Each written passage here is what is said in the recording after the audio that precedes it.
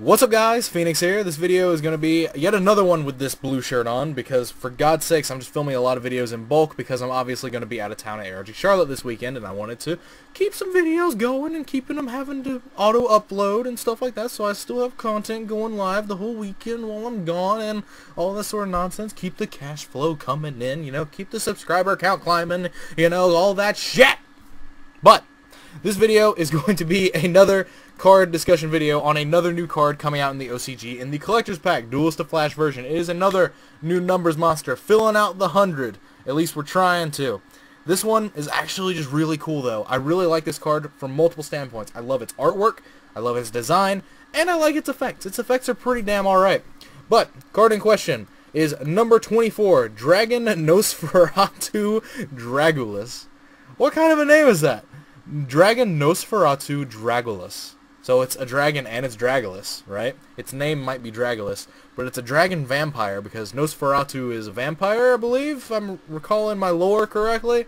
But this guy is a dragon and his name is Dragulas, the last of dragons. But anyway, rank 6 Dark Worm type Xyz effect monster. I think this actually might be the first worm type Xyz we've ever gotten in the game of Yu-Gi-Oh! I actually don't recall there ever being another worm Xyz monster. I could be wrong, but if there is one, it's only like one. But this might very well be the first one. But anyway, so rank 6 is attack of 2400 and a defense of 2800, and it requires 2 level 6 monsters. So it is generic, which is neat, which means you can potentially use this in like Hieratics or whatever you want to use it in. But it has 3 effects, and all of them are actually really decent. First effect, once per turn during either player's turn, you can attach 1 Xyz material from this card, then target 1 face-up monster that was special summoned from the extra deck. Change that monster to face-down defense position. So this is a summonable Book of Moon. It's a little bit better than Evil Swarm Nightmare in the form of, or actually not even better than Evil Swarm Nightmare. They're identical in sort of the same aspect. Evil Swarm Nightmare just has to be a special summon monster. This has to be a special summon from extra deck monster. Nightmare can only Book of Moon it when it's summoned, whereas this can book it at any time. So cards are sort of applicable, but not really. This one has more stats and, you know, is a little bit more niche to summon because it's a rank 6, but still. Summon from the extra deck, you get to Book of Moon it. That's actually pretty cool because it just doesn't specify when it has to be done. It can be done once per turn during either player's turn, period. And you could also just Book of Moon this thing, which actually kind of falls in line with a further effect down the line. But, second effect, if this face-up card leaves the field due to your opponent's effect, you can special summon this card in face-down defense position. So, my question is, does that include it going back to the extra deck? Can you summon it from the extra deck in face-down defense position if they, like, Castel this, say? Say they Castel this card back to your extra deck. Can you summon it from your extra deck in face-down defense position? I'm going to have to look into that one. I didn't actually look into that before the video. But, also, before the video, it should be noted, I actually misread this card.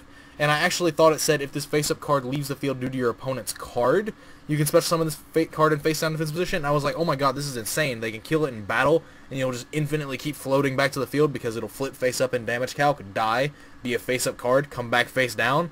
I was like, oh my god, this is amazing. But no, sadly, it's opponent's effect. And that's definitely a lot less broken than I originally thought. I had to strap on the reading glasses and read this card a little bit more closely before I actually just started going crazy over this one. But turns out it is still pretty good. I still want to look into if you can summon it from the extra deck face down. That would be really neat if that's the case. If it gets Casteled or something like that. But, third effect, if this card is flipped face up, send 1 card on the field to the graveyard. It does not target, does not destroy. Just sends a card on the field to the graveyard, and it's mandatory. So, that kind of ties into the first effect where I said it is actually kind of relevant that it can Book of Moon itself. Is that, like, on your opponent's end phase, you can Book of Moon it, or if they attack into it, like with something like a Dark Destroyer that you couldn't target anyway, and that you couldn't have, like, used this effect on, because obviously Dark Destroyer is not someone from the extra deck, you could Book of Moon this card in response to the attack declaration, and then it would flip face up, and then it would send the Dark Destroyer to the graveyard.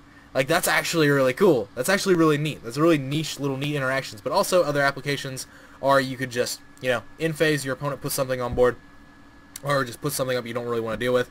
You just in phase, flip this face down, and then flip summon it next turn, and then you get to send something. So there is that. But ultimately, I really like this card. It's got 3 very decent and very solid, very well thought out effects.